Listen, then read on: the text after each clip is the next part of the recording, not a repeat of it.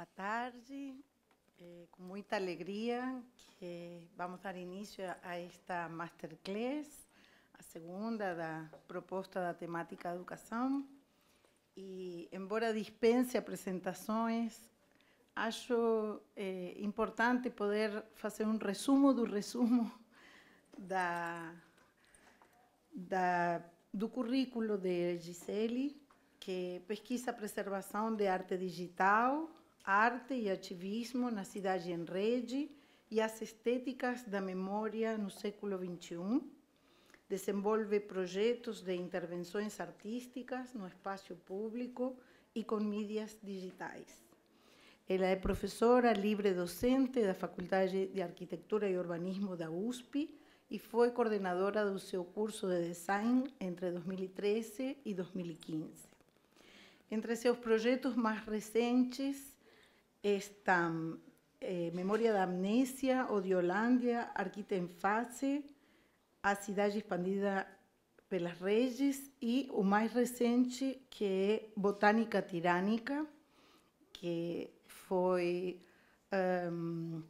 resultou depois de receber uma mudinha de Tradescatia Sebrina, chamada Judeu Errante, e começou a mapear centenas de espécies da botânica que têm nomes pejorativos. E então resultou uma mostra interessantíssima, curada por nossa querida também Ilana Feldman, que resulta em um belo jardim decolonial, não é? Não são apenas nossos corpos colonizados, mas até a botânica sofre também desse processo colonizador. Então, eu também queria destacar a importância deste livro, lançado em 2021, Políticas da Imagem, Vigilância e Resistência na Dadosfera, da editora Ubu, que quase conseguimos lançar aqui também. E, por favor, não deixem de visitar a página Desvirtual, que é profundamente pedagógica. Então, muitíssimo obrigada, Gisele. Boa sessão. Tá ligado? Tá.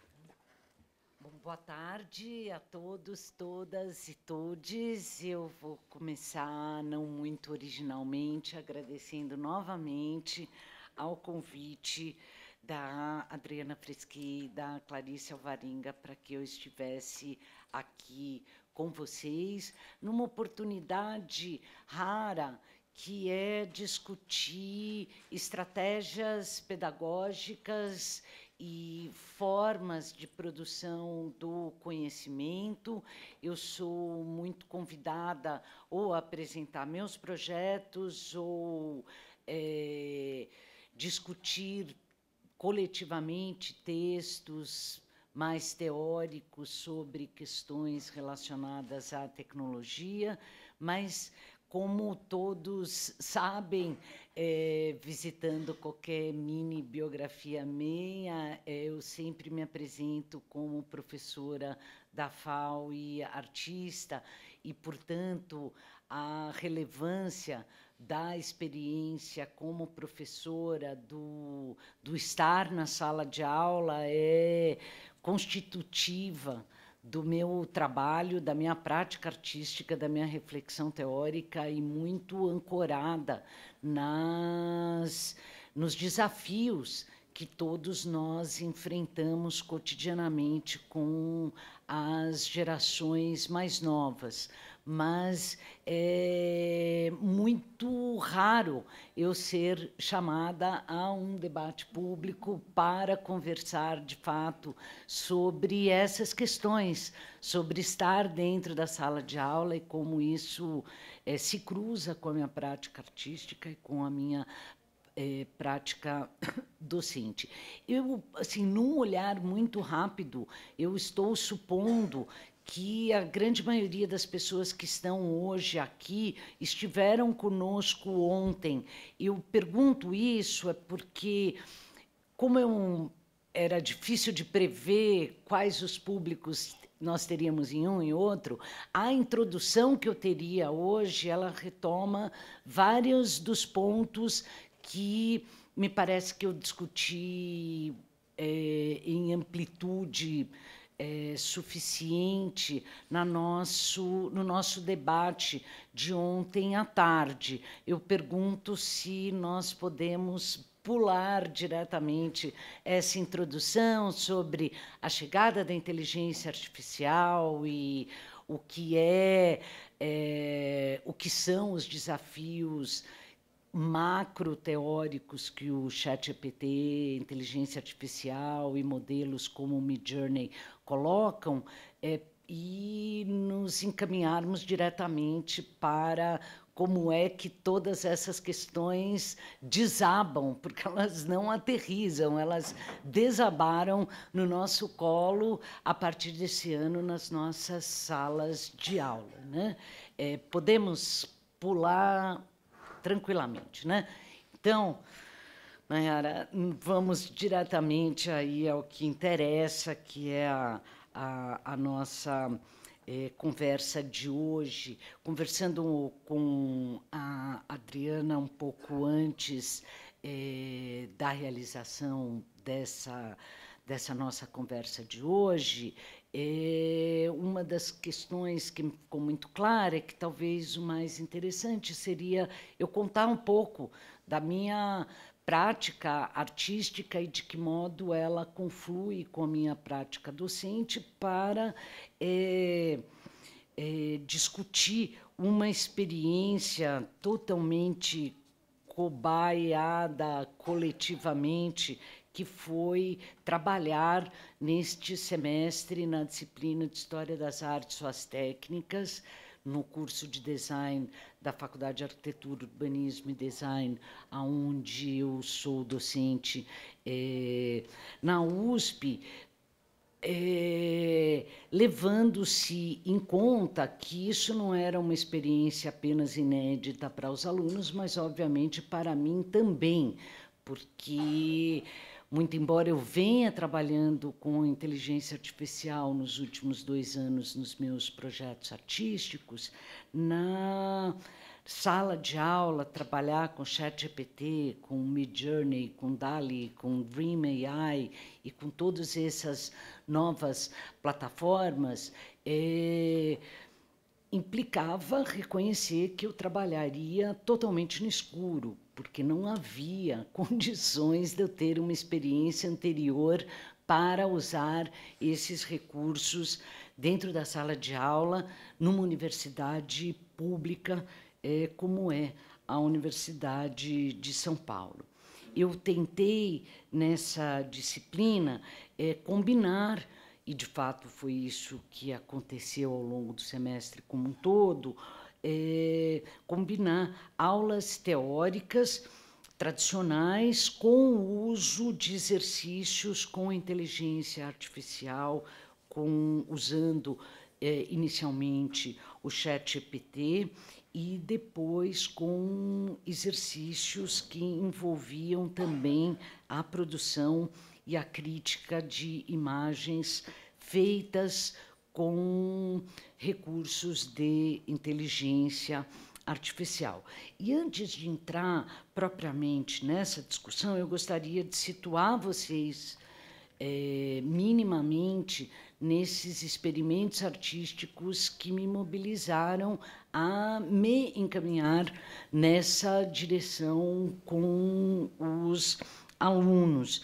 Eu acho muito importante frisar que grande parte, se não a totalidade das minhas questões teóricas, elas são elaboradas no campo da arte e não vice-versa. Para mim, a arte é uma forma de pensar o mundo e não uma forma de ilustrar um pensamento sobre o mundo. Nos últimos... podemos ir para o próximo slide. Nos últimos 2 anos, eu trabalhei com inteligência artificial e isso tem sido um enorme aprendizado, porque, como eu não sou programadora, eu tive que me dispor a entender as inteligências artificiais, conhecer especialmente os seus limites e os meus. Em Botânica Tirânica, que é esse projeto que a Adriana comentou, eu parti de um universo muito opaco e, ao mesmo tempo, muito visível da nossa vida cotidiana, que são as plantas, em sua maioria, chamadas de daninhas, que é uma categoria científica que absolutamente não existe. Daninhas são uma invenção do colonialismo, né?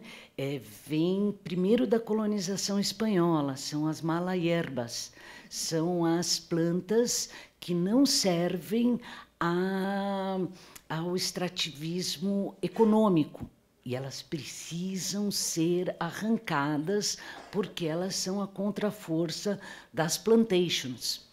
Elas são importadas para a língua portuguesa como daninhas, que remetem diretamente a uma visão persecutória do catolicismo da época inquisitorial. As daninhas são fruto da danação, elas são as malditas, elas precisam ser extirpadas na humanidade. Eu comecei a fazer um levantamento bastante longo dessas plantas, e esses nomes variam muito conforme os países, os seus focos, né?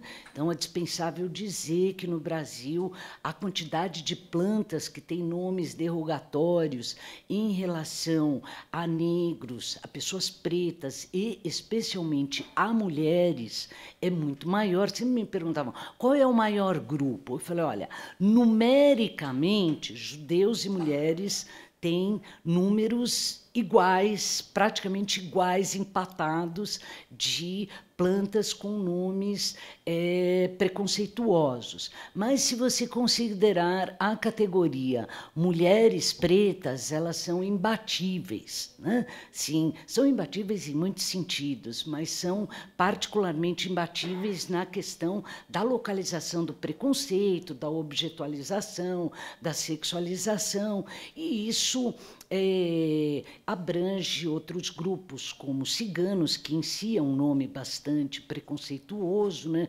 Ciganos é uma espécie de nome genérico para várias, né? Para vários grupos, né? Rom, Sinti, Caló, e que, em geral, também são essas plantas ciganinha, são essas pestes agrícolas, né, que vão comer as pastagens e vão derrubar as plantações até hoje. Também, obviamente, não se pode esquecer a quantidade gigantesca de plantas com referências preconceituosas a indígenas, particularmente em inglês, muito mais em português, especialmente o Brasil, que é esse nosso país bipolar, aonde nós chamamos as plantas pelos nomes indígenas e apagamos as raízes históricas das diversas nações indígenas, né? Só parar para pensar e lembrar que a maior parte das plantas que você conhece no Brasil, você chama elas pelo nome indígena e, ao mesmo tempo, apaga-se nas políticas de esquecimento as matrizes da onde elas vieram. Os nomes científicos também trazem embutidos uma série de preconceitos antissemitas, racistas, machistas, masculinistas. Agora, com a evolução da pesquisa, já criei um grupo também de um jardim LGBTQ e plus, que é sensacional, e que também é, de certa forma, universal, né? E, enfim, esses grupos, eles são, a gente pode dizer que, em última instância, a despeito dos próprios nomes preconceituosos, toda a nomenclatura científica é extremamente violenta, não só porque, em geral, ela homenageia reis, rainhas, que são os próprios colonizadores, mas que é o primeiro gesto de apagamento das culturas locais. E nessa pesquisa, eu, em paralelo, vinha já discutindo algumas questões que aparecem no Políticas da Imagem, no meu livro, sobre essa vertente possivelmente eugenista da inteligência artificial nos seus procedimentos, que pressupõe nas suas estratégias de programação sempre processos anteriores de padronização dos dados. E não posso dizer que foi uma surpresa perceber que o pensamento eugenista se localizava numa fórmula muito bem assentada, que nós precisamos, essa é uma frase atribuída ao Francis Galton, que é o pai da eugenia, que é preciso livrar o mundo das ervas daninhas para que a humanidade possa florescer. Quem são essas daninhas que precisam ser extirpadas? São aquelas que o nazismo, depois de levar a eugenia ao nível de política de Estado, vai alvejar. Judeus, negros, ciganos, pessoas com deficiências. E nesse processo é que eu passei a fazer cruzamentos de plantas entre si, que tinham nomes preconceituosos, procurando, com inteligência artificial, a partir de tecnologias que são usadas especialmente para a produção de deepfakes, né? Deepfake é essa imagem generativa feita com inteligência artificial que cria, né? Permite que você crie pessoas falando coisas que elas nunca falaram, sobre assuntos que elas jamais discutiram, mas que não são tecnologias de edição de vídeo, né? São tecnologias que incorporam comportamentos da imagem e produzem novas imagens, é isso que é uma imagem generativa, né? E, a partir disso, constrói um perfil. Solta aquele trechinho de vídeo da genealogia do preconceito, porque às vezes é um pouco... Pode soltar. Não é à toa que um dos maiores adeptos de eugenia no Brasil foi Monteiro Lobato, né? Sim, que era essa é uma carta para o presidente, né? Que a humanidade precisa de poda, né? Pode soltar. Eu só vou mostrar uma imagenzinha que é o que é a daninha e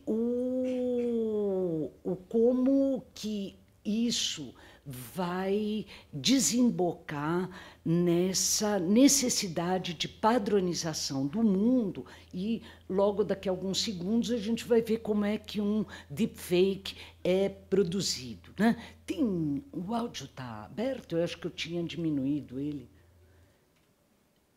que tem uma narraçãozinha aí, mas se não tiver, tudo bem. Se estiver complicado aí, pode soltar. Então, pode...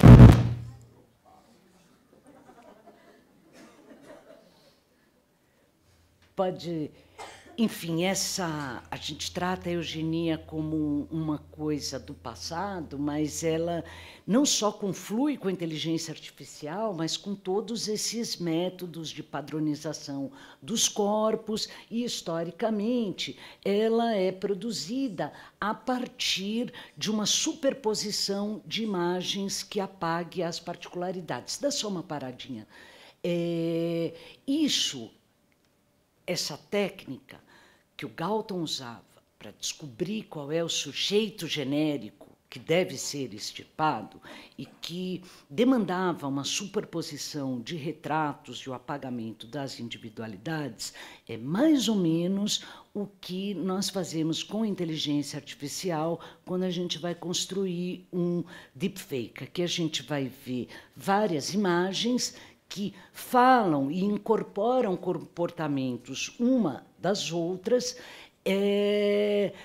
a partir de procedimentos técnicos que são esses que vão vasculhar os arquivos por dentro e encontrar os seus padrões de semelhança e descartar aqueles que são, pode parar o vídeo, aqueles que são incompatíveis. E, ao descartar, é que constituem esses genéricos de Donald Trump, genéricos de Obama, genéricos de atrizes pornô. Essas sempre são as grandes vítimas dos produtores de deepfake. E foi essas tecnologias mesmo, vamos agora para aquela outra abinha dos...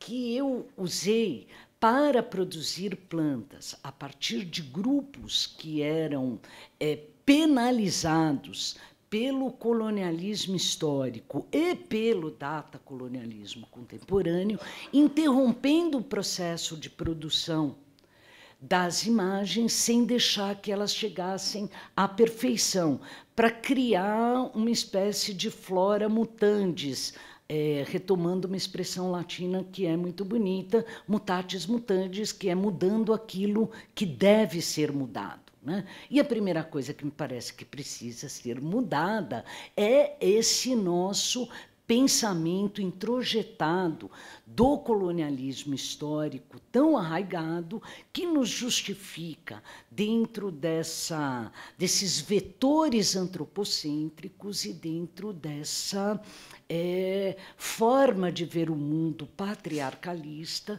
que equaciona, inclusive, aquilo que nós discutimos ontem, a visão da nossa relação com as máquinas numa órbita da relação entre senhor e escravizado, onde ela deve obedecer aos nossos comandos. Eu acho que uma das coisas mais interessantes que eu aprendi na prática artística é que o que nós temos que aprender com as máquinas é justamente o momento da falha. Né? E a máquina falha muito, e é isso que faz dela um espaço substancialmente promissor para a prática pedagógica e para a formulação crítica e criativa, porque é o lugar aonde a potência da dissidência se coloca.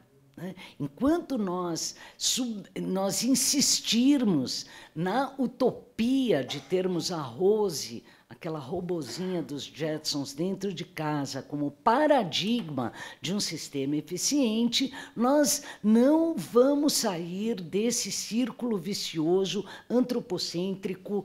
Pode ir passando as imagens. Não. Passando esse álbum enquanto eu falo. Antropocêntrico e redundante e que reforça o colonialismo a partir da ótica patriarcalista. Pode continuar. O que me interessou no resultado dessas imagens é que elas se tornaram seres que já não tinham mais um perfil definido. Eu poderia ter chegado a plantas mais reais do que o real. Mas o que me interessava era chegar nesse jardim dissidente, aonde seria impossível nós detectarmos os limites entre o que é vegetal, o que é animal, o que é mineral, o que é do gênero feminino, o que é do gênero masculino, que habitasse esse limbo que é capaz de operar a própria crítica daquilo que nós convencionamos chamar como a oposição entre natureza e cultura. Nesse processo, a gente pode voltar lá para o nossa apresentação. Nesse processo, eu não posso dizer que eu e as inteligências artificiais ficamos amigas, porque seria uma mentira, né? Mas nós conseguimos estabelecer regimes de parceria e alguns laços provisórios que, de fato, me reeducaram. acima de tudo, me desafiando a pensar no sistema de machine learning, de aprendizado de máquina, como um exercício pedagógico da atenção e não como um mero treinamento para executar os meus objetivos. Até porque, pode ir para a próxima, até porque as distâncias entre o que eu queria fazer e os resultados a que eu chegava eram imensas e, via de regra, muito mais interessantes porque sempre me surpreendiam. Eu me lembrei muitas vezes nesse percurso de alguns trabalhos do meu amigo, do Eduardo Kac, que é um grande artista, professor do Art Institute de Chicago, e em especial de um trabalho dele que se chama Movimento 36, que o Movimento 36 foi justamente o movimento em que o Kasparov, o enxadrista russo, perdeu uma partida para o Deep Blue, para o grande computador, supercomputador da IBM. E o Kasparov deu uma entrevista em que ele dizia que ele perdeu porque naquele movimento a máquina foi mais sutil. E isso é uma reordenação total do centro de gravidade antropocêntrico, né? É entender que a máquina, ela não só executa uma programação, mas ela é capaz de tomar rumos que, na sua sutileza, que é um atributo humano por excelência, podem nos ensinar a desviar o caminho. No caso dessa partida do Kasparov e do Deep Blue, o Kasparov foi muito mais atuou de forma muito mais pré-programada do que a máquina. E a máquina o surpreendeu e ele perdeu a partida. As lições dessa partida não são, eu acredito, como possivelmente o marketing da IBM gostaria de alardear, e que seriam o statement definitivo sobre a superioridade das máquinas em relação ao homem, mas elas evidenciam que a inteligência artificial, ela implica um outro paradigma de conhecimento.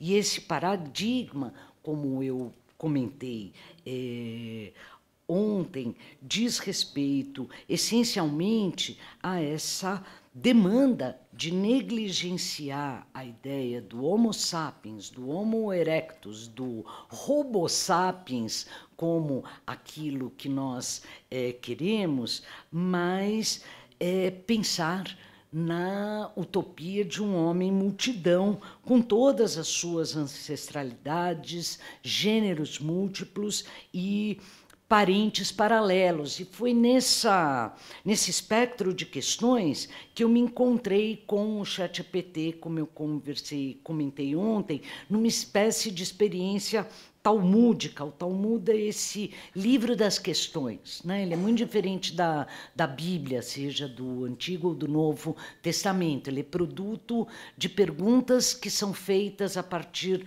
dos dogmas que viram outras perguntas. Ele é um livro infinito, né? É um livro borgiano antes do próprio Borges, né?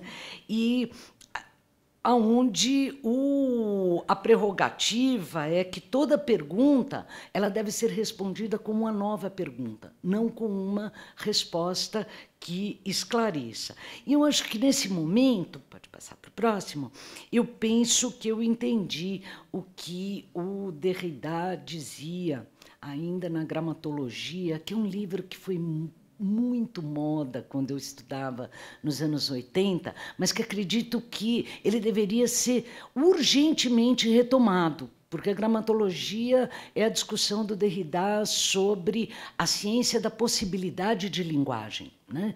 É um grande embate dele com a linguística, com a semiótica, aonde ele reivindica que nós precisamos problematizar a própria linguagem como possibilidade de uma outra linguagem. E nesse livro ele diz algo que é muito perturbador, que é preciso fechar o livro para abrir o texto, né? Abrir o texto, no caso dessas novas tecnologias, há diversidade de sujeitos que o escrevem com mais espaço para a suspensão do que para a suspeição. Acho que todo o nosso treinamento de leitura do mundo, e quando eu falo em leitura, eu acredito com a professora Marisa Lajolo, que quando se fala em um mundo da leitura, o que se supõe, de fato, é uma leitura de mundo, né? E todo o nosso processo de leitura de mundo, ele é orientado para a nossa capacidade de suspeitar e não de colocar as coisas em suspensão, de deixar que as coisas orbitem e produzam dúvidas, produzam outras perguntas, e não que gerem as novas respostas a partir de equações tão simples como o como queríamos demonstrar, né? Eu sei que a maior parte das nossas agências de pesquisa sempre nos exige, né, os resultados esperados, né? É isso que mina a nossa possibilidade de investir numa cultura do erro.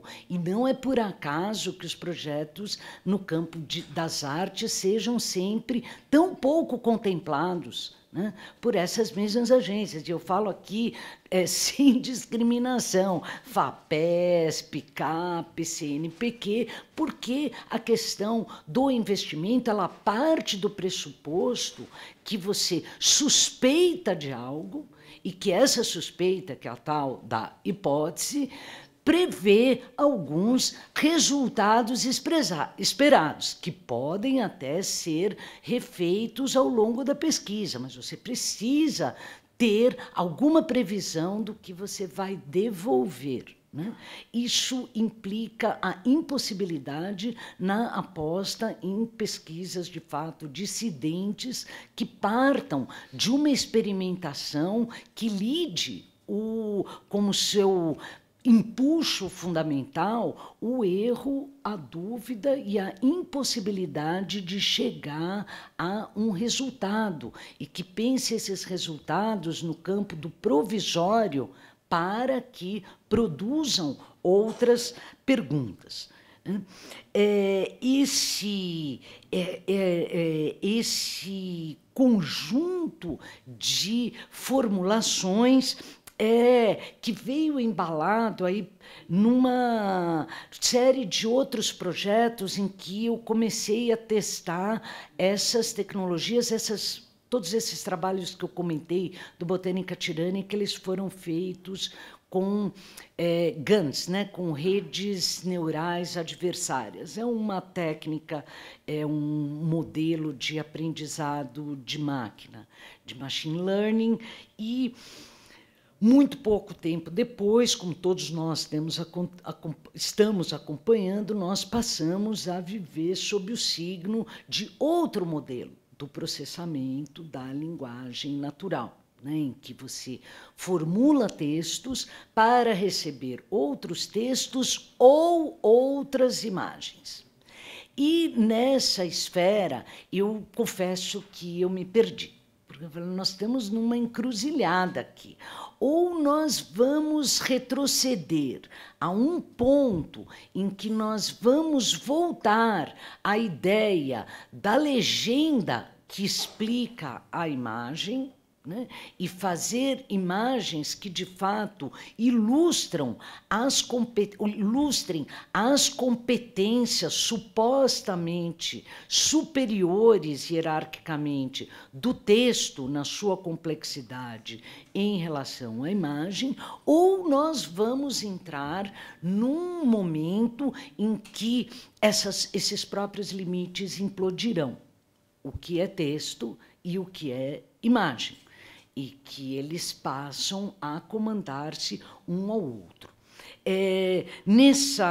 nesse espectro é que eu fui testando essa série das ciborgas, que são seres aí construídos a partir de extratos de texto da Anna Tsing, da Dana Haraway, da Lucy Schumann, da Lúcia Santaella, de outras pensadoras feministas, falando sobre máquinas, homens, plantas, mulheres e produzindo seres aí híbridos, desenhados sempre por mulheres que foram grandes ilustradoras no campo da ciência e foram apagadas tanto do campo da história natural como da arte, como a Maria Grant, Marianne North, Maria Sibilia e tantas outras que também são brasileiras. E atualmente estou trabalhando aí com esse conjunto de plantas que foram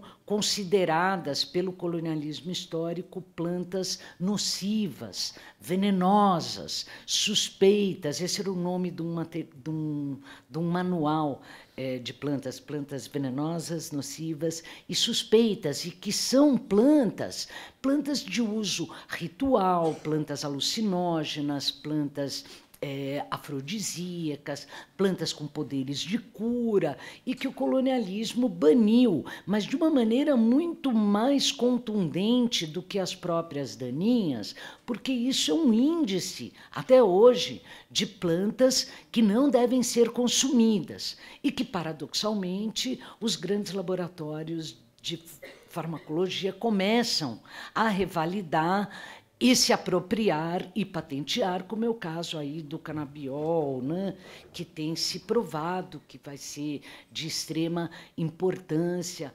nas práticas de cura ou de minimização dos riscos do Alzheimer, por exemplo, né? Cannabis é uma espécie, a erva do diabo é outra, mas que também é proibida, né? Mas como outras, como a árvore do câncer, e trabalhando nessa direção.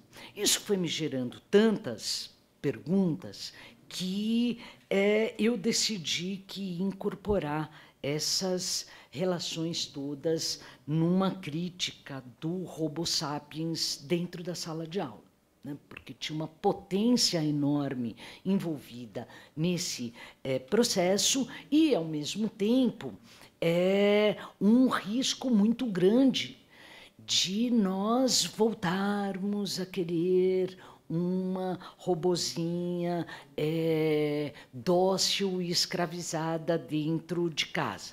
E pensar como seria uma geração que já nasce sob o signo da recusa do Homo sapiens, do Homo erectus, e que pense, de fato, um homo multidão. E é nesse contexto que eu passei a me desafiar e a desafiar os meus alunos a trabalhar com a inteligência artificial dentro da sala de aula. Primeiramente, o que eu percebi é que a integração do chat, eu comecei pelo ChatGPT e depois nós avançamos em direção aos recursos de imagem. Era a possibilidade de pedir tarefas muito mais complexas do que seria o razoável numa classe de alunos calouros, né, ingressantes no primeiro ano do curso de design da FAUSP, alunos que vêm das escolas técnicas, alunos que vêm do Enem USP, alunos que vêm pelos processos agora das cotas e que estão promovendo uma verdadeira revolução dentro da universidade pública e, é óbvio, nesse contexto, no extremo, dentro da USP, que sempre foi o paradigma de excelência do que é a universidade não inclusiva. E essas transformações fizeram com que nós tivéssemos que repensar muito rapidamente os nossos métodos. para um grupo tão eclético como esse, ainda um curso noturno, então isso traz outras variáveis também. Pensar em como estimular as habilidades deles no campo do design, a partir do conhecimento da história da arte e com bibliografias que cruzavam. Eu pedia para eles fazer, nós lemos a Sociedade Disciplinar do Foucault e depois o design da perturbação, da Anna Tsing, e pedir para os alunos escreverem, refletindo sobre essas categorias, coisas que eu não faria com os meus alunos na pós-graduação. Só foi possível porque nós estávamos amparados pelo ChatGPT.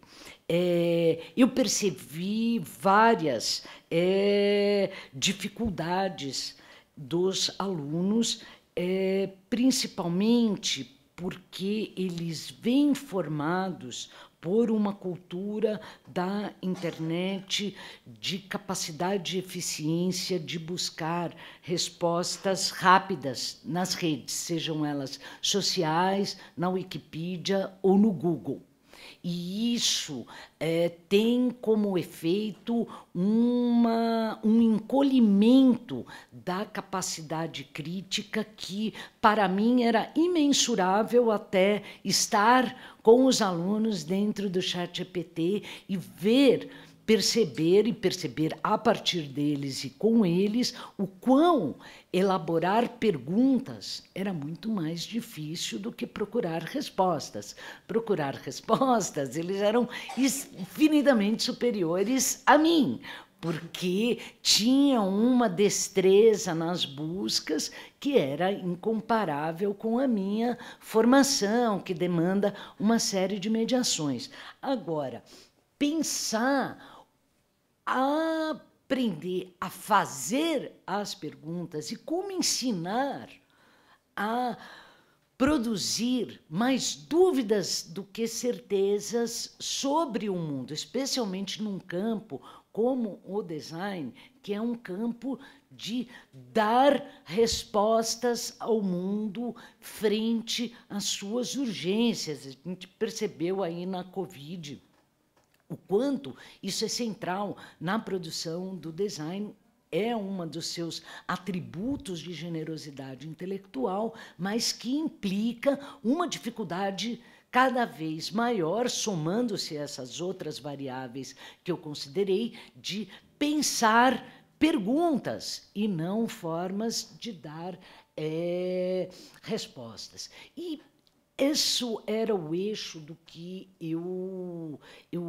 aprendi aí ao longo do semestre como cobaia de mim mesma e dos meus alunos, que a mudança de foco pedagógica principal desse processo era uma mudança orientada para aprender a fazer perguntas e não dar respostas, e que isso supunha uma série de atributos que, teoricamente, fazem parte das nossas metodologias de ensino e pesquisa, mas que dificilmente são colocadas à prova frente ao mundo contemporâneo, que é como fomentar um pensamento crítico diante da necessidade de solução de problemas, como engajar ativamente no processo de aprendizagem, onde o aluno não é apenas um colaborador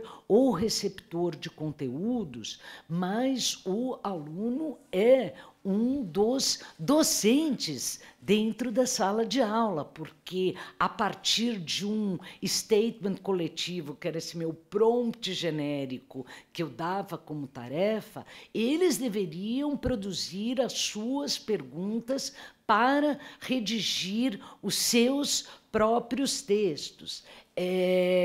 Percebi que há uma dificuldade enorme na adaptação à mudança, não só da nossa parte como professores, mas, pasmem, muito mais com relação aos alunos. Os alunos reclamam muito dos modelos, das fórmulas como são dadas, mas na hora em que eles são desafiados a tomar o controle do processo, há dificuldade em se adaptar a essa mudança. A pergunta que eu mais ouvia no começo é assim: mas o que é que você quer que a gente faça? O que é que você quer que nós perguntemos? Qual é a resposta certa?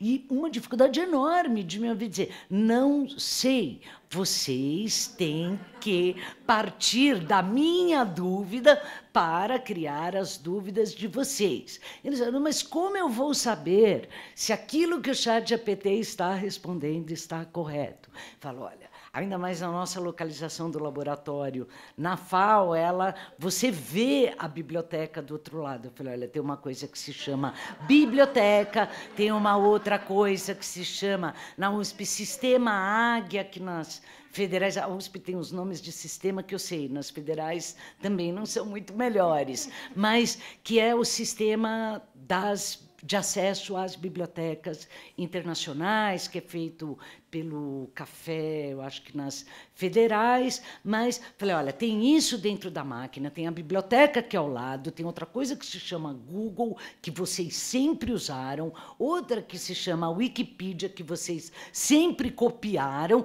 e agora vocês vão ter que ler o que está no verbete da Wikipedia. Fala assim: mas não estão batendo as datas, não estão batendo as formulações. E passar esse conhecimento à prova dos outros conhecimentos e da própria percepção de vocês, de parar e pensar naquilo que eu falei na sala de aula, naquilo que foi disponibilizado no eDisciplinas, que é o nosso Moodle, como conteúdo bibliográfico ou filmográfico para vocês para vocês refletirem, né? E à medida que nós avançamos, eu penso, cada vez mais em direção a uma era também cada vez mais digital, é crucial integrar as tecnologias e emergentes na educação, especialmente como a inteligência artificial. Eu acho que tudo que eu vou trazer aqui é só um exemplo e não um manual. Essas tecnologias mudam muito, os grupos mudam muito, mas é mais ou menos como é que nós fomos nos cobaiando nesse processo. Foi uma surpresa para mim também, algo que os alunos sempre reclamavam muito, é a demanda por mais aulas expositivas. Sempre eles reclamaram das aulas de História da Arte, porque diferente das de produção tipográfica, tinha que ficar ouvindo muita aula teórica, e a minha surpresa, na primeira devolutiva, assim: a gente está precisando de mais aulas teóricas. Aulas expositivas. Eu falei: mas teórica como? Isso não é teórico? Não, expositiva mesmo. Expositiva, que você vai lá na frente e fale. E isso foi uma confluência que me levou a ressintonizar as nossas saídas diretas ao laboratório, intercalando melhor as demandas. E isso culminou com a passagem do trabalho só com textos críticos para as imagens críticas, que eram o ápice desse processo, já que não tem volta, do meu ponto de vista, essas imagens do homem sem a câmera, né? Que são as imagens do Midjourney, do DALL-E, do Dream AI, de todo o Stable Diffusion, tem milhões de processamentos. Um caso que talvez ilustre bem essa discussão foram as aulas que orbitaram em torno... Eu escolhi aí um conjunto de aulas só porque acho que elas são mais claras para se entender as vicissitudes do processo. Um trabalho que nós começamos na aula de expressionismo, uma aula de história, a disciplina de História da Arte, então já estávamos no expressionismo, que eu, em geral, dou essa aula não a partir do repertório da pintura e da escultura, mas a partir do filme O Gabinete do Dr. Caligari, porque é um cinema pensado aí que sugere muito para o campo da arquitetura, para o campo do design, porque é um cinema de criação de mundos, e no design em particular tem uma ênfase dessa imersão na possibilidade de criar a partir de recursos mínimos. Eu acho que uma das coisas que eu mais insisto nos meus alunos é que nós temos que abstrair completamente essa formulação Nelson Rodrigues do complexo de vira-lata. Ser vira-lata é muito bom. Ser vira-lata é ser um híbrido de várias, que ultrapassa a questão das raças e que tem uma inteligência distribuída para um mundo, uma capacidade de estar a partir de outros pontos de vista, de estéticas que não são previsíveis. Não existe o vira-lata padrão.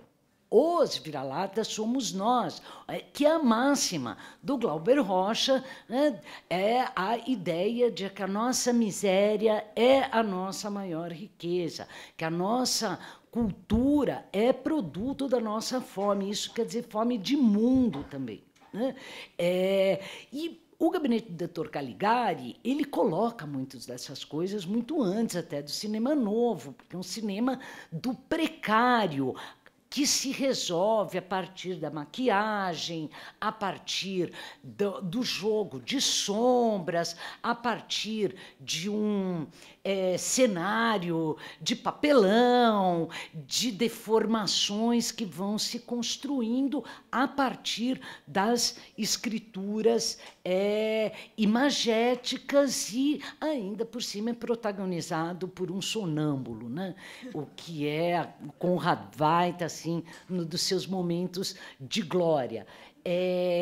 Tudo isso, em conjunto, foi introduzido para eles em paralelo com a importância que as fronteiras entre texto e imagem são quebradas dentro desse filme, não só no âmbito dos cartazes, mas especialmente dentro de uma tipografia angulosa, pensada para esse mundo que formula uma estética da violência, que é o expressionismo, e que por isso talvez tenha tanto ainda a nos dizer como brasileiros, né? E não bastasse isso, onde o texto entra dentro das imagens, não só como subtítulo e legenda, mas como um protagonista do campo dessas imagens. Temos uma chave aí para pensar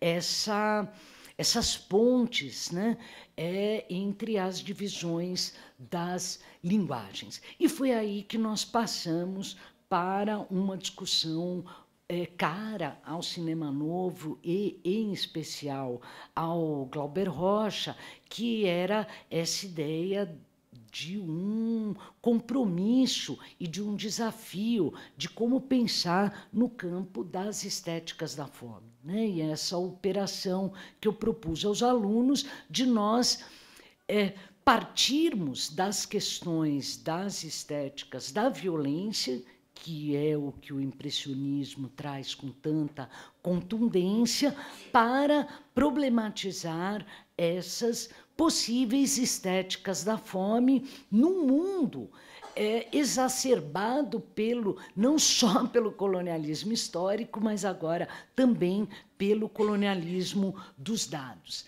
E A experiência que nós fizemos, totalmente laboratorial, era que os alunos fossem ao laboratório para desenhar com o sistema que lhes fosse mais próximo e o mais gratuito possível, de composição de textos com imagens, e tem vários, um cartaz para o filme O Gabinete do Dr. Caligari, feito pelo Glauber Rocha. E eles teriam que escolher das inúmeras imagens, porque saem muitas imagens no espaço de 1 hora, se você entrar no piloto automático, é uma imagem, cada imagem gera 4 imagens, e dessas 4 outras, mais 4, e os alunos ficam muito alucinados. Esse é outro problema, né? A maneira como tem um efeito poltergeist, né? Essa relação com o ChatGPT, com o Midjourney, com o DALL-E, em que os alunos e nós vamos embarcando e perder a referência, o que você está querendo, de fato, porque cada micro dúvida sobre uma questão gera um novo braço de abordagem, e essa foi uma das aprendizagens mútuas, né? Como é que você controla essa adrenalina e não perde o foco? Assim, querer flertar com uma cultura do erro e, ao mesmo tempo, manter o foco, porque você tem um X número de horas, aula por semana, e o semestre acaba, e alguma coisa tem que ter mudado ao longo desse processo, é muito difícil.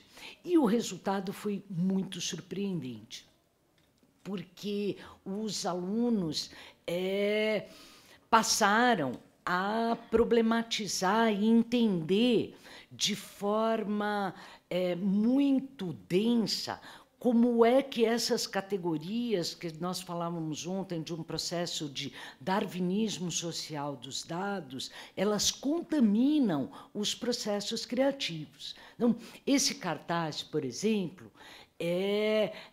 ele é uma referência direta ao cartaz do Glauber, do Deus e o Diabo na Terra do Sol, que se tornou, no esquema dos darwinismo social dos dados, a imagem por excelência sobre o que é Glauber Rocha, né? É a primeira resposta que vai aparecer numa busca de imagens. Não vai aparecer uma imagem nem do Glauber em si e nem de um filme do Glauber. As primeiras respostas vão ser todas voltadas a isso. Os embates dos alunos nas tentativas de fazer com que os programas compreendessem que isso tinha que importar essa experiência de trabalhar com reinvenções tecnológicas. Nós assistimos juntos e separados alguns filmes do Glauber, onde essa questão da limitação dos meios e é nesse ponto que eu falo assim, tem que acabar com essa história de complexo de vira-lata e falar de vira-latas complexos, que é isso que nós somos, né? Essa coisa assim, olha, a película não é boa para filmar, né? A película com que o Glauber trabalhava numa temperatura tropical, aquilo são filmes, né? Feitos para climas temperados, a imagem borra, né? O cinema brasileiro, não por acaso, até então, era um cinema de estúdio, né? Não lidava, a película não filtrava. Como não só eu vou ignorar esse pressuposto, como eu vou trabalhar contra a luz naquilo que eu chamava a luz zenital do sertão. Ou seja, todo aquele manual de fotografia foi para o lixo em 5 segundos, e é uma das imagens mais impactantes e mais fortes da história do cinema, né? Deus e o Diabo na Terra do Sol. E é algo que tem um paralelo no gabinete do Dr. Caligari, assim, uma Alemanha destroçada, que não tem condição nem de gastar luz elétrica para iluminar um set de filmagem, e o gabinete do Dr. Galigari é feito com isso. Assim, não temos luz, não temos cenário, não temos roupa, temos maquiagem e sombras, né? E um monte de caminhos angulosos. Como eles conseguiram começar a filtrar e equilibrar essas questões e trabalhar com imagens mais angulosas, imagens que fossem capazes de economizar nas cores, que é algo no digital que nós não temos necessidade, né? A paleta não é um problema, né? Não muda nada trabalhar branco e preto ou trabalhar colorido com milhões de cores ou duas cores, né? No digital, a tendência até é que você surfe muito nessa possibilidade, especialmente se a saída é tela e não impressa.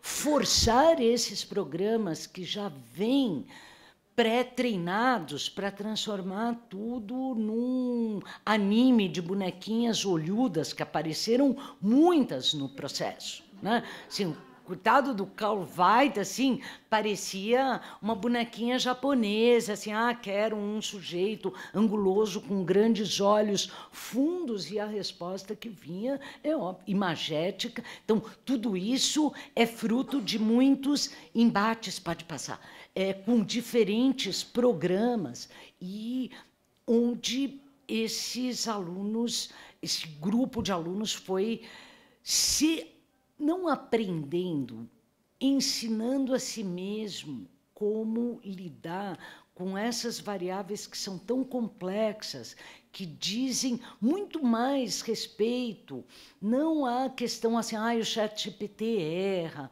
o Midjourney é burro, o Dalí não sabe fazer as imagens. Não sabe mesmo, gente. Assim, tem que assumir, são plataformas, nenhuma delas se apresentou como só uma versão humana melhorada de vocês. Essa utopia do Homo sapiens é que inventou essa competição entre nós e as máquinas. Máquinas companheiras são máquinas em que você se põe à prova e coloca essas imagens à prova. E, nesse sentido, aí já me encaminhando para o nosso final, para que a gente tenha um tempo para conversar, acho que, ao longo de um semestre, mais do que aprender, eu consegui mapear algumas dificuldades da minha parte e do grupo que trabalhou comigo, com os meus alunos, e alguns horizontes possíveis, né? Fiquei muito impressionada com a qualidade dos cartazes. Não como cartaz, a disciplina não é disciplina de design gráfico, tem 1000 problemas de diagramação, mas o que nos interessavam eram as imagens que potencialmente poderiam falar com essa proposição de pensar uma passagem das estéticas da violência para estéticas da fome e como produzir as suas questões nesse âmbito, né? A primeira é algo que eu repeti aí ao longo da nossa conversa como um todo. A dificuldade de elaborar questões hoje em dia, ela é fulcral. Nós produzimos um sistema educacional comprometido com um problema que tem que, em algum momento, ser questionado, que é a cultura do vestibular, e o aluno é formatado na escola para aprender a dar a resposta certa. E, nesse sentido, a função do professor é conduzir e avaliar se ele está dando a resposta certa ou errada. E o espaço para que ele pergunte ou tenha outras certezas ou muitas dúvidas inexiste, né? Então, a dificuldade de elaborar questões. Ontem nós estávamos discutindo quais são as competências que o aluno e o professor do presente precisam ter. eu cada vez menos, até porque esses sistemas, o que eles têm, e é por isso que eles ganharam tantos milhões de usuários em tão pouco tempo, eles demandam muito pouco repertório técnico, muito pouco. E nem tem problema se você digita com muitos erros. Vou falar assim, porque eu sou a pior digitadora do mundo. A máquina, ela vai lá, ela entende o que você está querendo. Não é esse o problema, você digitar o nome errado ou pular alguns caracteres. O problema é formular as questões e saber que dificilmente as respostas vêm na primeira pergunta, né? Essa estratégia talmúdica eu acho essencial nessa questão, você ter clareza que a pergunta boa é aquela que vai disparar uma outra pergunta, e não aquela que vai ganhar a resposta mais objetiva. A dificuldade de ler os enunciados, isso foi um processo de maturação ao longo do semestre. Muito mais dificuldade aí no caso dos alunos do que do docente que está ali falando, olha, esse é o prompt, a proposição inicial, agora é com vocês. O aluno não lê, porque ele vem das redes sociais procurando o botão de dar ok, like, coração, e não lê, simplesmente não lê. Eu falo, os alunos de hoje, eles são tão inteligentes que eles fazem download de umas partes e juntam. Não funciona com essas plataformas, e isso é um campo e tanto para trabalhar. A outra coisa é como se cede muito facilmente, todas essas plataformas têm essa alternativa de trabalhar com filtros.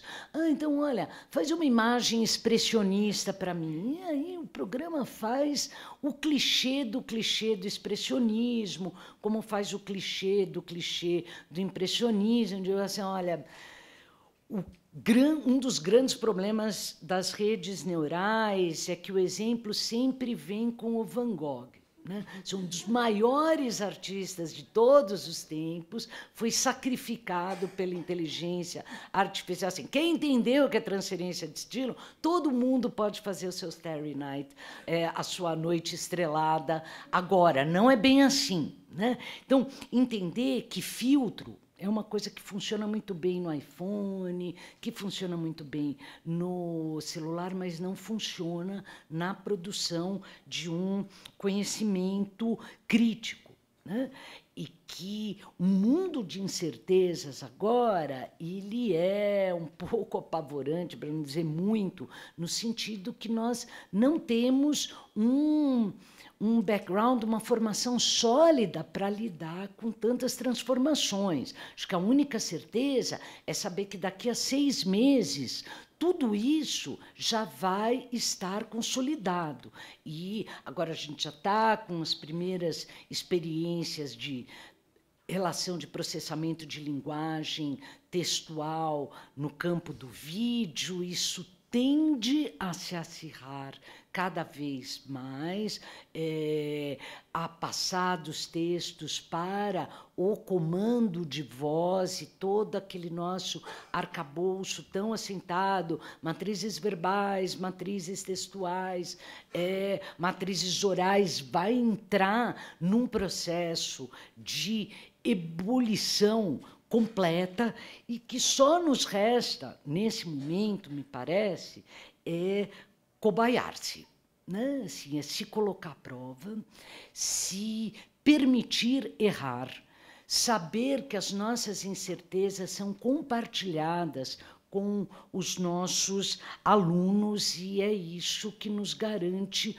um futuro um pouco menos aterrorizador e dominado por saberes hegemônicos como ele nos é entregue. Eu agradeço muitíssimo a atenção de vocês e acho que nós temos ainda um tempo agora para conversar. Obrigada.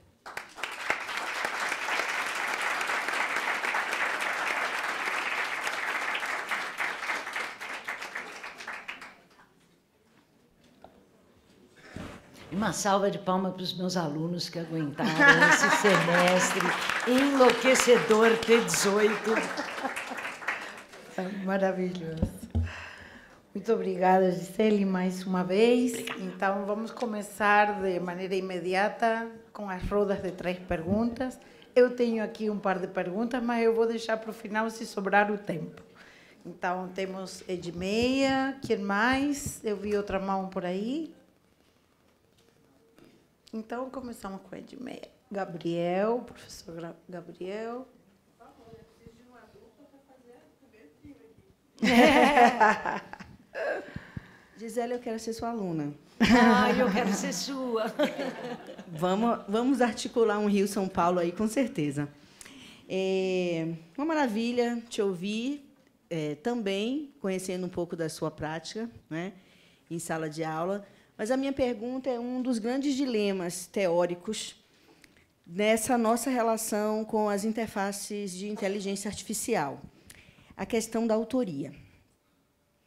Você assina Gisele mais as interfaces, né?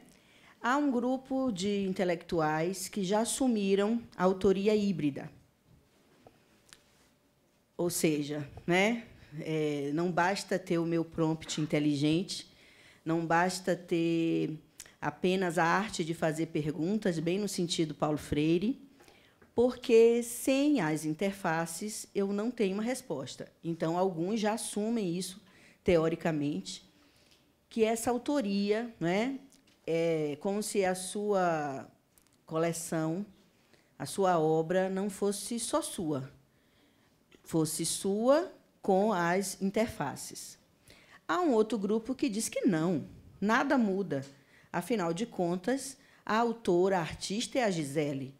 Assim como a Gisele hoje usa as interfaces de inteligência artificiais, né, em outros momentos foram outros. Foram as câmeras, foram as tintas, né, as paletas, e você que mistura digital com vida, né, enfim. Como que para você, principalmente com a sua experiência criativa e com o repertório teórico-metodológico internacional que você constrói, fica a questão da autoria? A gente vai responder uma depois da outra? Não. Fazemos 3 Três, tá. perguntas. Então, pode deixa eu, Ana. ser? Tá. O professor Gabriel, lá atrás. Bom, eu ficaria te ouvindo horas, né? É uma delícia, nossa. E aí eu lembrei da aula expositiva que os alunos querem. É claro que eles querem ter aula expositiva contigo, porque é uma delícia ficar te ouvindo, né? Mas eu vou tocar na questão das perguntas, né? Da dificuldade dos alunos de fazer perguntas. A minha área específica é a educação infantil. E as crianças, elas chega uma fase que elas começam a fazer todas as perguntas e a gente toma todo o cuidado para acabar com isso logo, né? Seja em casa, seja na escola. Elas trazem isso e a gente acaba com isso, né? E depois a gente estranha quando chega na universidade, eles não sabem fazer perguntas, né? E a educação infantil ela tem um investimento grande numa coisa que se chama pedagogia participativa, aonde a gente quer que as crianças sim façam perguntas e a gente pergunta muito para elas o que é que você quer saber, né? E a gente pergunta coletivamente o que é que vocês querem saber. E a gente organiza projetos de trabalho que são projetos de investigação para responder às perguntas que elas têm sobre o que quer que seja, né? Tem uma coisa chamada pedagogia de projetos ou projetos de trabalho, que tem Dewey, Kilpatrick, depois atualizado com Reggio Emília, que nos deixa muito à vontade com isso. E as crianças se tornam investigadoras desde sempre, são convocadas a perguntar, e isso é valorizado, né? Então, eu numa ponta, você na outra, né? Eu sou professor da universidade também, mas, enfim, acompanho o estágio, vejo como a gente pode lidar com essa questão, né? E evitar que isso chegue na universidade desse jeito, né? Numa disciplina, uma aluna minha, para fazer um projeto, uma disciplina de 4º semestre de pedagogia, ela não conseguia fazer pergunta, ela trocava de objeto, né? E de novo, ela trancava na pergunta. E um dia ela disse, me dá uma pergunta para tu ver se eu não arraso. Eu sou ótima para responder pergunta. Eu passei a vida respondendo as perguntas dos outros, mas nunca ninguém me pediu para fazer pergunta. Nunca na escola, nunca ninguém me pediu para fazer pergunta. Né? Então, eu acho que fazer pergunta é um jeito de fazer recorte de mundo também. Né? Então, assim, eu não vou nem me estender, eu só queria dizer quanto eu estou feliz e acompanhado de te ouvir e saber que essa questão está posta, né? E que tem um monte de gente aqui pensando isso, provavelmente que está vivendo isso, mas não falou, né? E que encontra na tua fala assim um baita consolo e uma baita companhia para continuar pensando junto. Obrigado. Muito bom. Mais alguma pergunta? Wilson aqui.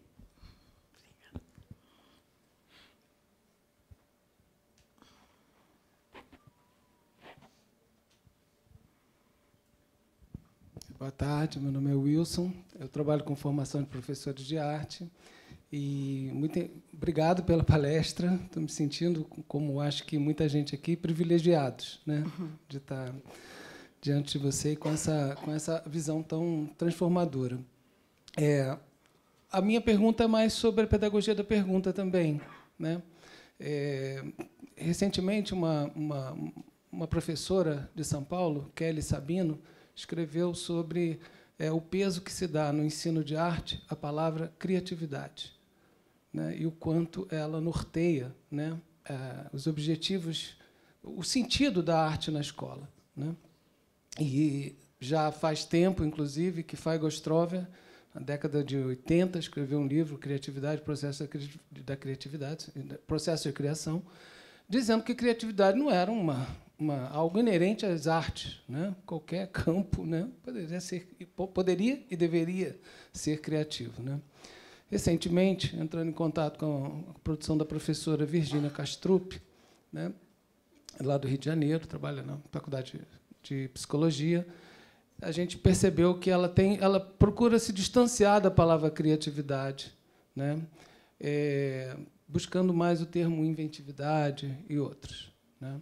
Justamente porque ela entende que a criatividade ela foi sequestrada pelo mercado. Apesar de criatividade poder ser polissêmica, você pode entender de maneiras diferentes, e não só nesse sentido, mas que ela foi muito mais sequestrada pelos gabinetes de propaganda. Né? A criatividade está muito mais ali do que na arte.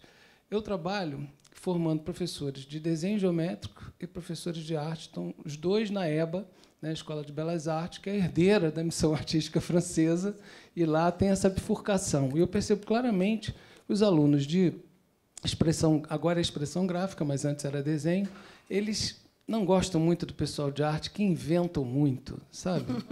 Né? E essa justamente a bifurcação está aí. Eu entendo assim, né, que o pessoal de desenho geométrico, que também se veem como design, eles querem dar resposta. Eles querem respostas para problemas que já estão dados. Né? E o pessoal da arte está querendo criar problematizações do mundo que foi dado. Né? Então, a minha pergunta também é como você vê, um pouco, resumindo, o termo criatividade hoje.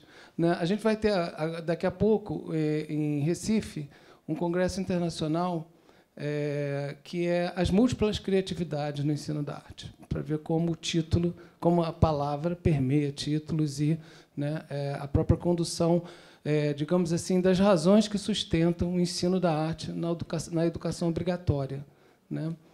Então, a pergunta é um pouco sobre isso, sobre criatividade e o quanto ela está implicada com essa mania de ter dificuldade de fazer pergunta, de se abrir para uma educação mais, né, questionadora e inventiva. Obrigada. Ainda bem que eu falei que aqui eu estou me cobaiando, né? Que não é assim. Bom, a primeira questão, eu acho que ela até remete à última e depois eu volto à segunda. A gente vem de um sistema produtivo da assinatura como um valor, né, como algo que agrega valor e que produz valor. É óbvio que os artistas têm que ser remunerados. Quando nós vivermos no sistema capitalista, todos nós, os professores, deveriam ser remunerados, né, pelo trabalho que fazem, que a gente sabe que não é só a hora-aula, enfim. E, nesse sentido, a autoria, o que me chama a atenção é que nós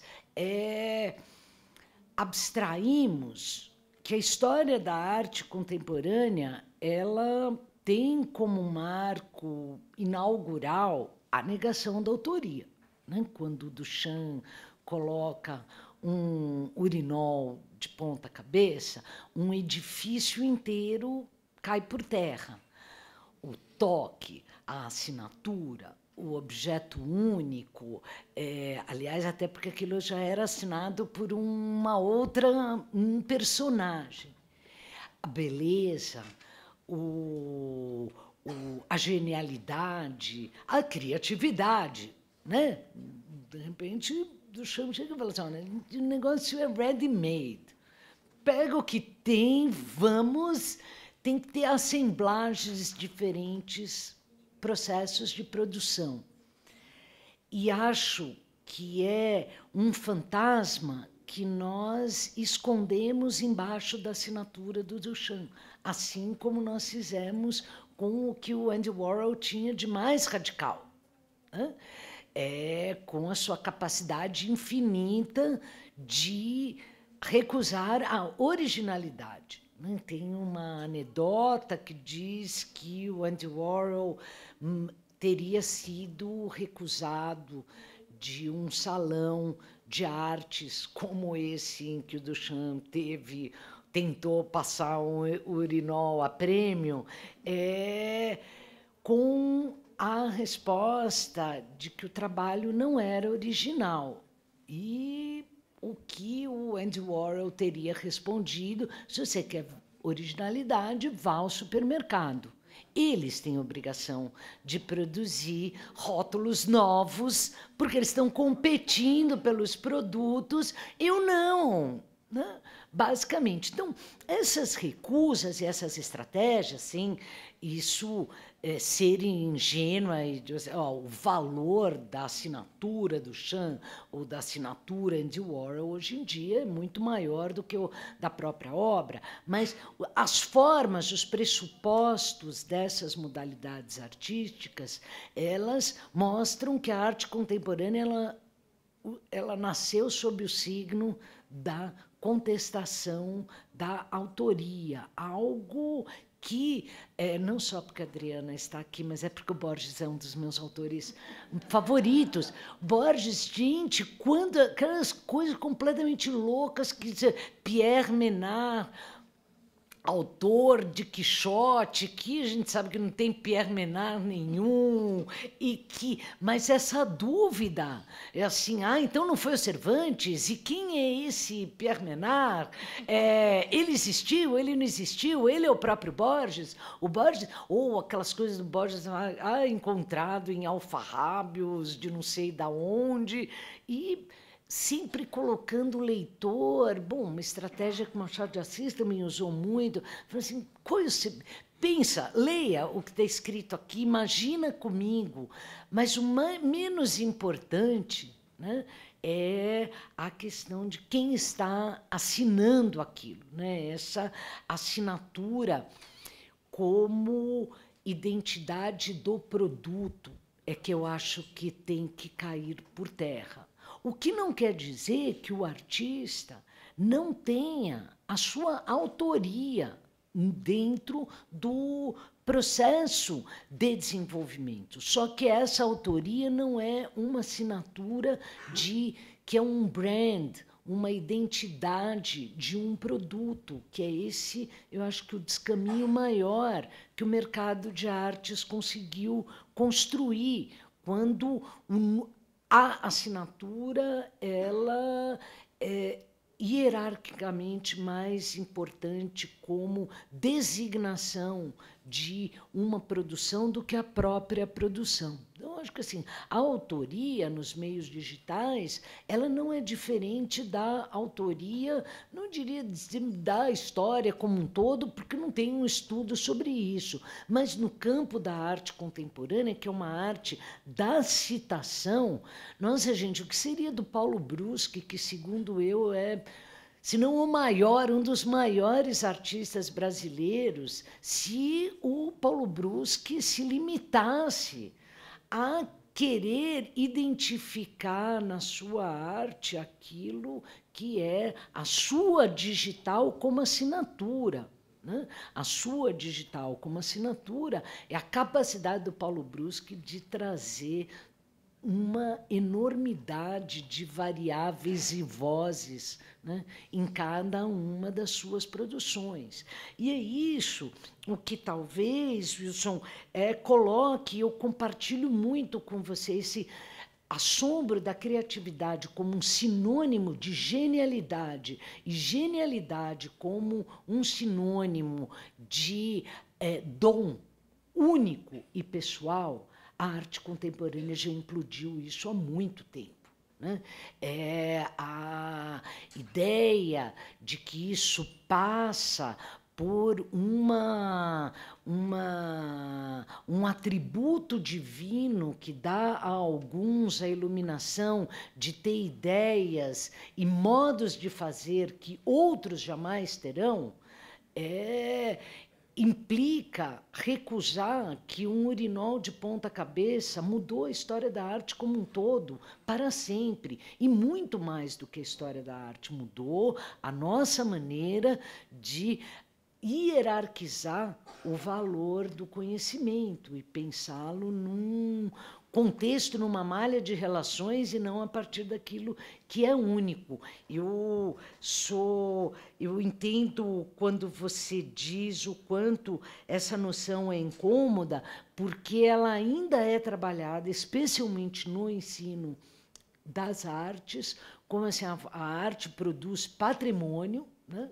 A arte é um patrimônio e esse patrimônio ele está associado à capacidade genial de determinados sujeitos que habitam uma outra esfera que não a nossa e, por isso, a sua assinatura garante um elenco de questões. O mundo contemporâneo vem mostrando que isso não é produtor de conhecimento. E eu penso, depois da minha experiência, assim, eu acompanhei, eu vivi muito a internet na época em que a internet virou internet comercial e coletiva, e os grandes ataques que ela sofria, especialmente da academia francesa, onde é o único lugar do mundo onde intelectual tem status, que óbvio,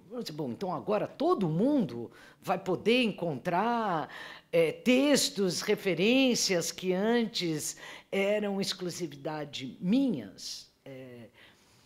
O acesso aos meios não produz mudança por si só, mas o acesso aos meios é fundamental para a produção de mudança. E eu acho que a ideia de criatividade, se ela se for pensada como capacidade de produzir mudanças e abalos e dissidências, estamos fechados. Se a criatividade for pensada como genialidade e espaço da individualidade, nós nos rendemos aí ao capitalismo mais arcaico, né? Aquele que nos levou a chegar a esse momento de implosão de categorias, né? E eu, por fim, nossa, Gabriel, que maravilha te ouvir falar sobre esse percurso do processo pedagógico, de quando toda a nossa discussão sobre pedagogia participativa e como nós, como pais, como mães, como tutores e como professores, a primeira coisa que nós tentamos interromper na criança é justamente aquele momento em que ela pergunta sem parar sobre tudo. E tudo é um motivo. Assim, tem alguma coisa, e eu, de fato, insisto muito na questão do vestibular, porque o vestibular ele é a ponta, né, do sistema educacional nosso até o ingresso no ensino superior, é essa matriz de todo esse processo do encarceramento da dúvida e da colocação da dúvida no lugar de ser o sinal da incompetência docente. O aluno saiu com dúvida da sala de aula, e da falta de eficiência, como se o aluno tivesse que ser eficiente, em receber aquilo que o Paulo Freire falava, o equívoco do conhecimento bancário. Né? Você vai lá, deposita, e o aluno engole.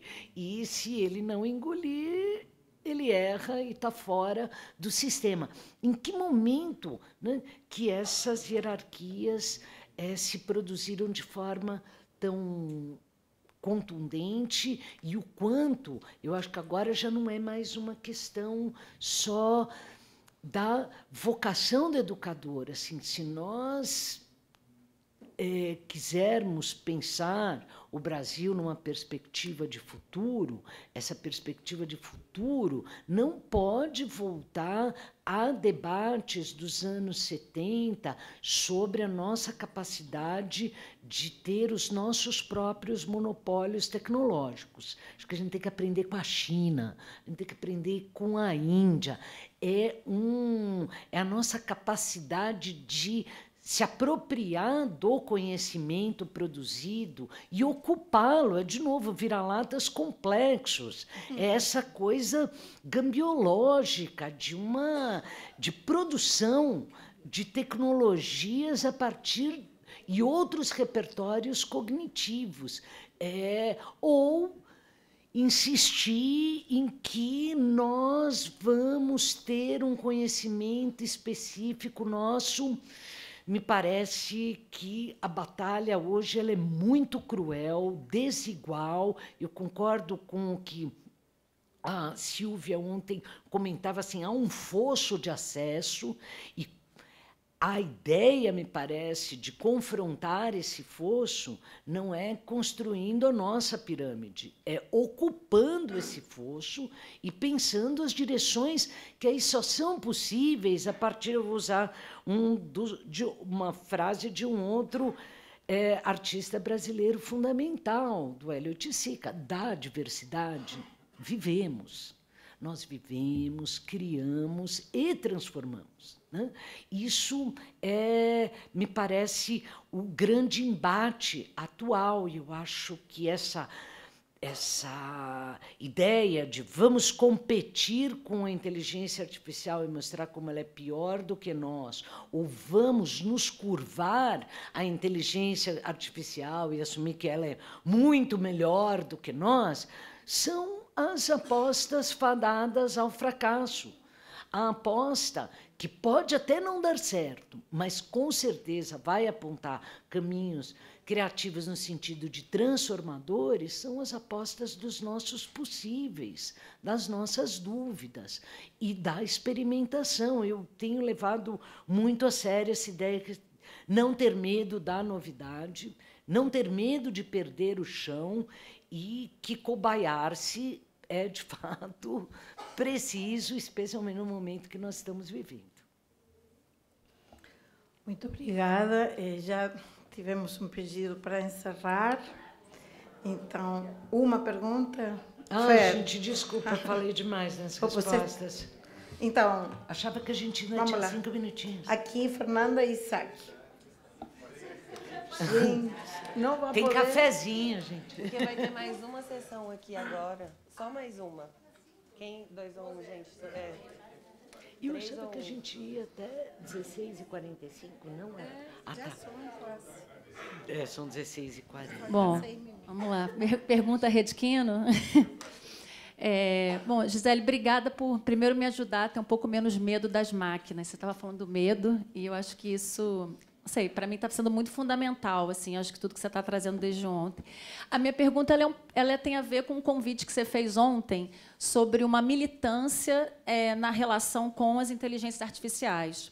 E aí você falou ontem de que o GTP e outros programas de inteligência artificial ligados à construção de textos eram feitos fundamentalmente com 8 milhões de textos, porém de língua inglesa, e você nos chamou a provocar essas inteligências para que elas pudessem ultrapassar e a gente contribuir com elas, estar nesse processo com elas. Eu queria entender isso também nos sistemas de imagens. E aí, para pensar aqui, quais são as imagens, como é que eles são construídos em termos de repertório de imagens, se esse mecanismo de que a gente também utilize de uma militância, de um ativismo na construção desses sistemas também envolve a gente inserir perguntas que possam estar atravessadas por cinema brasileiro, cinema latino-americano, cinema negro, cinema indígena. Como é que a gente colabora para ampliar a construção de imagens dessas plataformas? Então, o que você perguntou ontem, queria saber, do ponto de vista das imagens, se a gente tem como fazer isso também e como é que elas são criadas, assim, a fonte delas, o que elas têm já de antemão. Podemos arriscar a que eles falem a pergunta e, se não der, Gisele não responde. Ale. Ok. Fala. Tá certo, vai lá.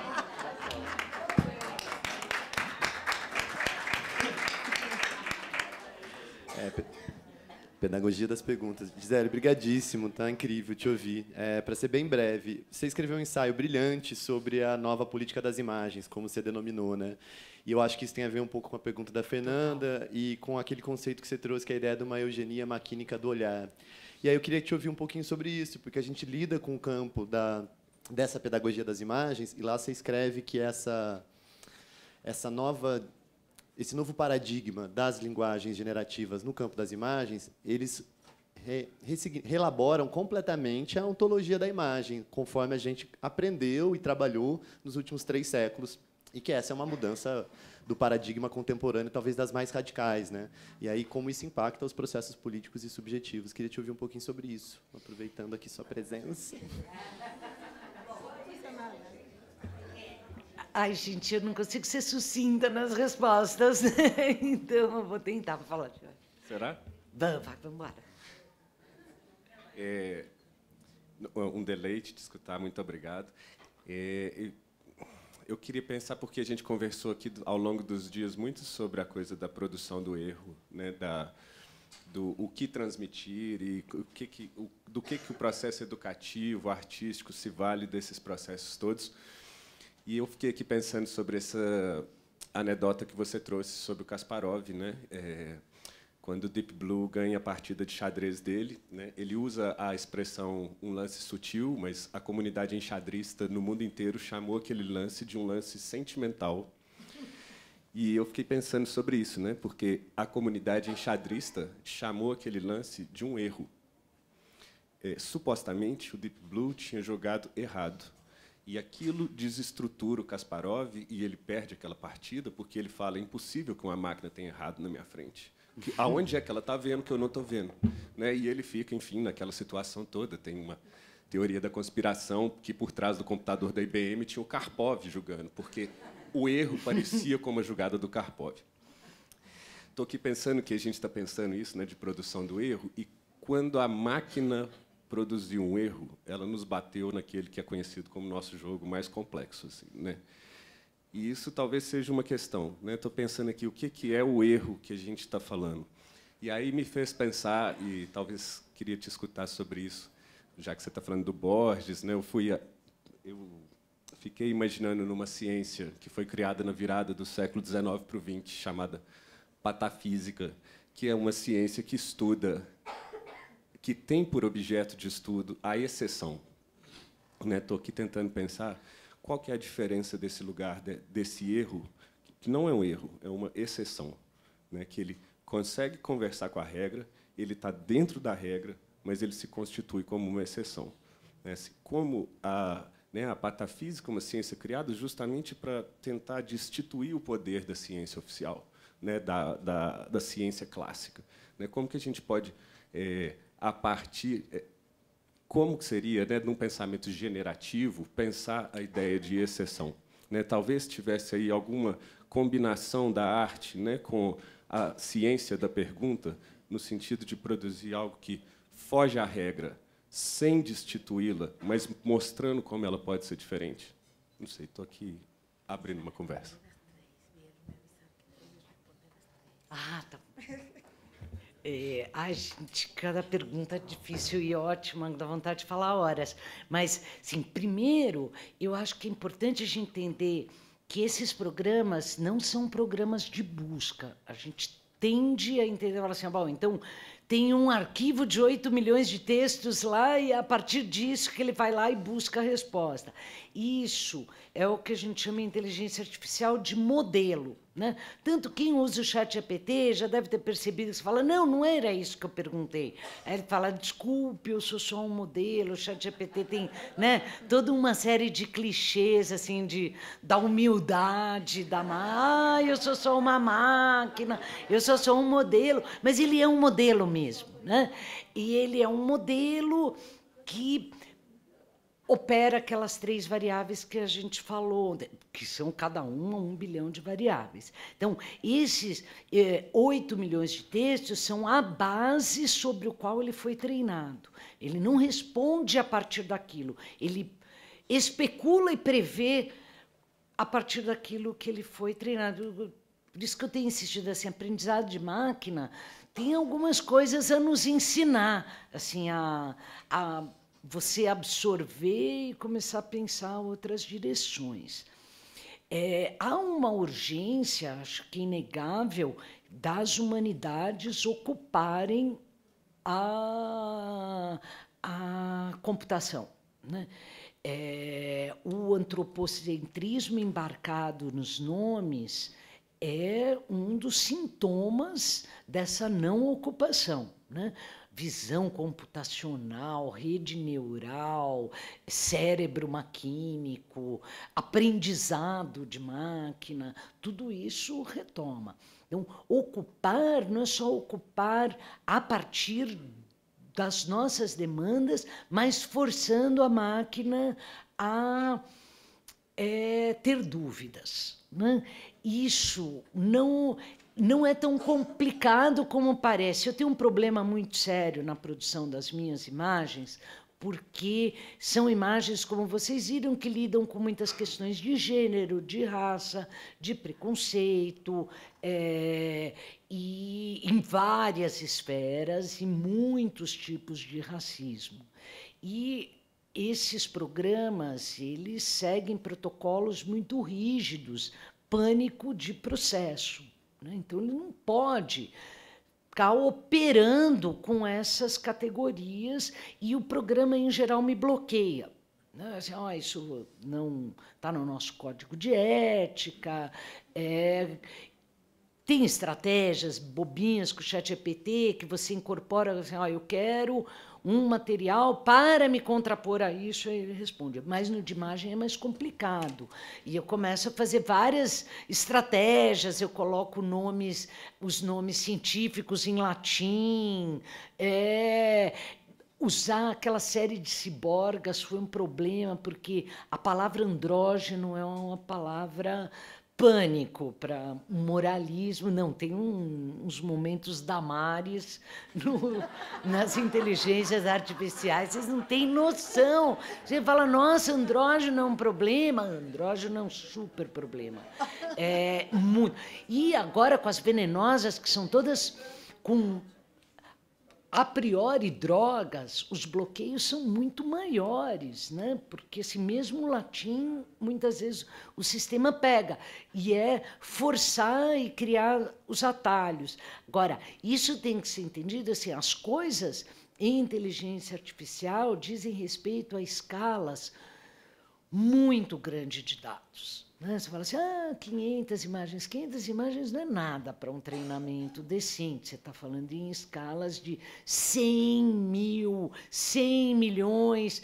E várias questões que aparecem problema no ChatGPT aparecem na produção de imagens, porque as imagens hegemônicas nas redes são associadas a figuras hegemônicas. Né? Tem todo um trabalho, ontem eu citei a Aruha Benjamin, que faz verdadeiras incursões, né? Ou aquele livro incrível da Safia Noble, dos algoritmos da opressão, de como é que, por que o Google interpreta buscas como por mulheres pretas tão pré-treinadas para dar como respostas ou imagens erotizadas e objetualizadas, ou não reconhecer, não entender turbantes, interpretar como peruca.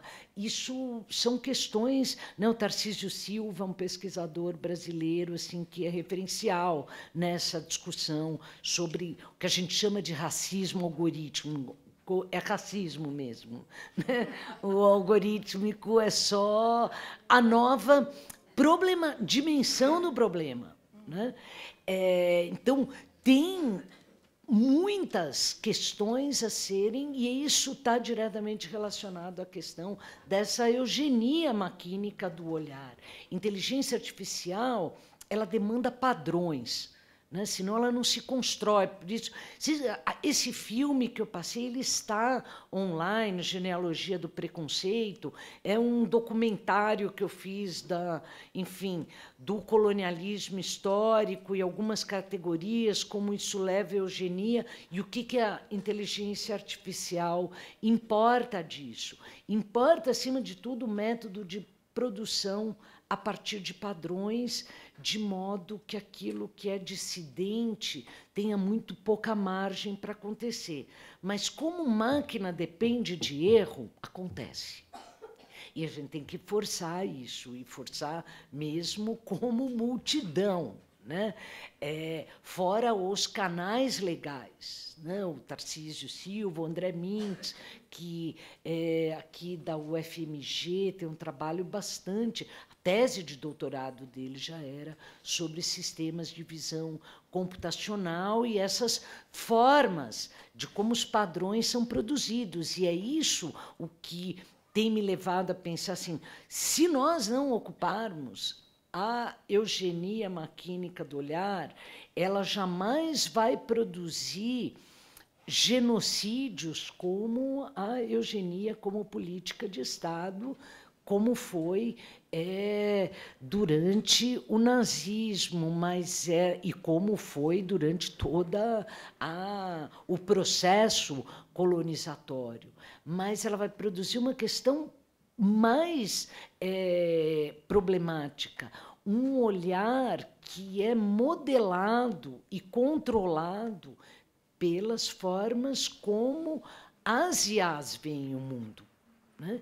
E as dissidências, as minorias, além de serem apagadas dos sistemas hegemônicos, serem invisibilizadas pela nossa incapacidade de ver. Tem, eu acho que até na Netflix, aquele documentário que é em cima da experiência da Jo Buolamwini, que começa com um problema dela fazendo um trabalho artístico sobre reconhecimento facial, aluna do MIT, estava tudo certo, maravilhoso. Quando chegava ela, autora do trabalho, fazendo com o rosto dela, o sistema de inteligência artificial não reconhecia. Aí ela põe uma máscara branca, aquela coisa... Pele negra, máscaras brancas é um dos nomes obrigatórios, né, para títulos obrigatórios nessa discussão. Mas, no caso dela, nem foi. E aí ela põe a máscara branca e o sistema faz plim. Né? Ela falou, pronto. E aí começa uma odisseia. Bom, ela hoje em dia é uma das militantes mais importantes mudou leis nos Estados Unidos, assim, com movimentos sociais de contestação dessas derivadas desses problemas do que a gente chama de racismo algorítmico, e eu repito, é racismo mesmo, mas tem uma dimensão algorítmica que vai criar novos problemas. Né? E é o que faz as imagens hegemônicas, a gente volta para o darwinismo social dos dados, serem mais hegemônicas do que elas são. Isso contamina a produção das imagens. Isso ficou muito claro quando eu trabalhei com os alunos, por exemplo, assim, Glauber Rocha vai fazer o cartaz do Dr. Caligari, e os primeiros todos apareciam vermelhos e amarelos, assim, parecia um sinônimo. Glauber Rocha, Deus e o Diabo na Terra do Sol, o cartaz. Né? E como isso foi exigindo mais e mais demanda dos programas, até, sim, contamina tudo, e isso é uma dimensão dessa eugenia maquínica, que não produz genocídios, mas invisibiliza de formas tão violentas quanto. Eu vou procurar, porque me deu branco. O filme está na Netflix. Oi? É exatamente esse. O filme foi lançado junto com aquele das redes, que eu particularmente gosto. Sei que é uma unanimidade dizer que aquilo é uma porcaria e tal, mas eu acho muito legal. E acabou ficando meio relativizado, mas o filme está na Netflix e é um documentário incrível sobre esses percursos. Bom, gente, então, para encerrar... Desculpa, falei mais do que devia. Agradecer de novo. Lembrar que o Cobayarse é a nossa. Reedita a fala de Paulo Freire, né? É lastimável não pertencer a nosso tempo. E, infelizmente, ficar com uma pergunta em relação ao novo ensino médio, que já, além do problema do Enem, pautar o ensino médio sobre respostas, agora com o novo ensino médio e os itinerários pedagógicos, que são uma nova forma de eugenia social, que vão discriminar a entrada na universidade da maior parcela de estudantes da história, porque esse é o próximo capítulo, digamos. Aguardem-nos no próximo episódio. Obrigada, gente. Boa tarde.